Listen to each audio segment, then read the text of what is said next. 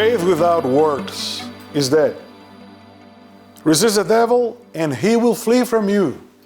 Draw nigh to God, and he will draw nigh to you.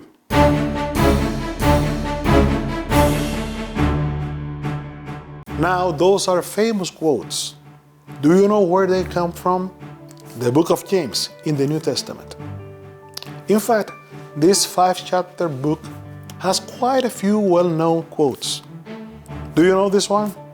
If any of you lack wisdom, let him ask of God, that giveth to all men liberally, and upbraideth not, and it shall be given him. James 1:5. And here is another promise. Blessed is the man that endureth temptation, for when he is tried, he shall receive the crown of life, which the Lord hath promised to them that love him. James 1:12. Allow me one more. Pure religion and undefiled before God and the Father is this: to visit the fatherless and the widows in their affliction, and to keep himself unspotted from the world. James 1:27. What a clear and simple definition.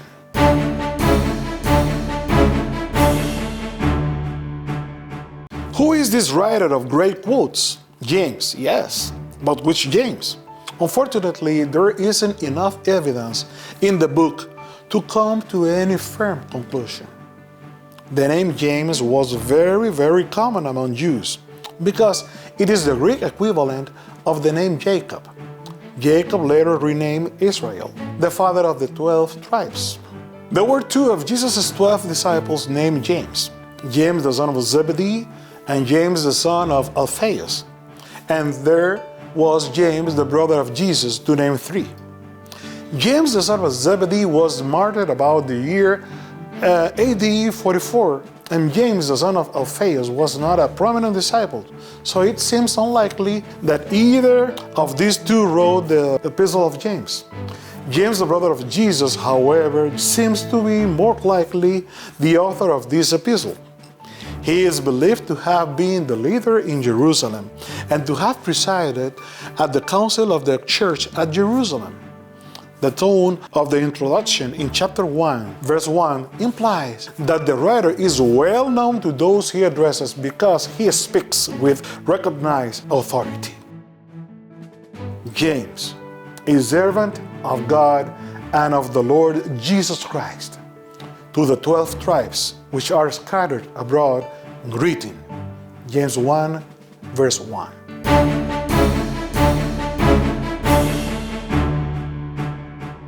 James, the brother of Jesus, was martyred by stoning in or before the year AD 62, not long before the destruction of Jerusalem in AD 70.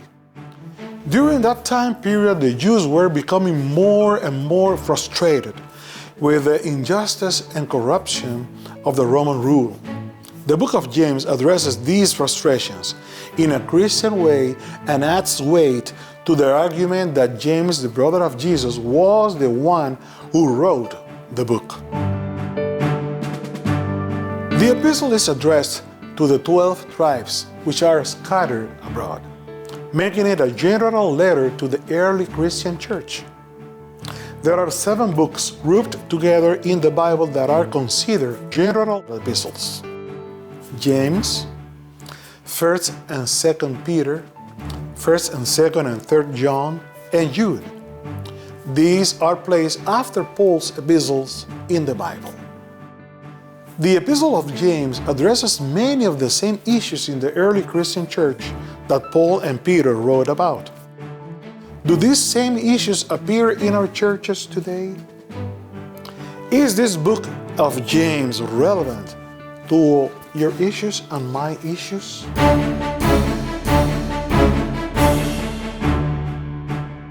Well, have you heard people discussing the relationship between faith and works?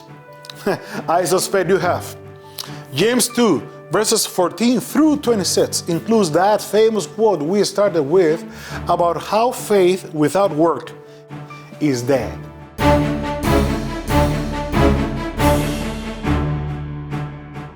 Are you always careful and in full control of what you say? You might want to hear what James has to say about controlling the tongue in chapter 3, verses 1 through 18.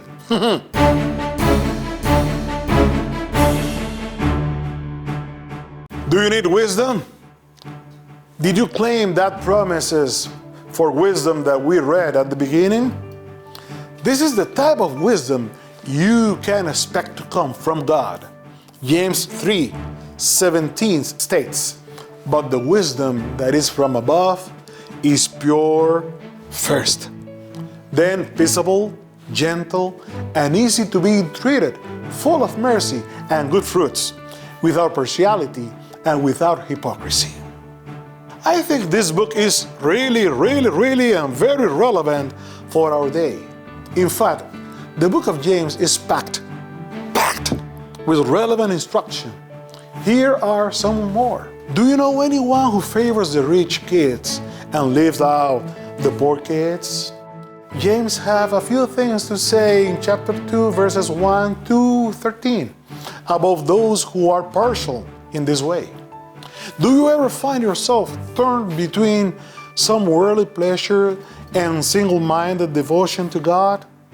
James 4:8 refers to this condition as double-minded and calls you on to purify your heart.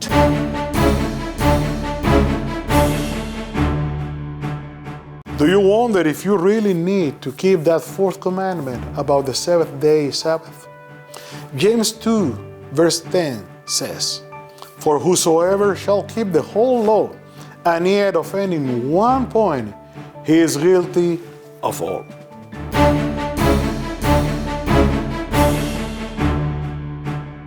Do you ever recognize a good thing to do but neglect it? Maybe procrastinate until it's too late? James 4:17 says, "Therefore to him that knoweth to do good and doeth not, to him it is sin." Is this book relevant? Absolutely. To close, let me give you one last quote from James. "The effectual fervent prayer of a righteous man availeth much." Keep praying. Remember, keep praying. Amen.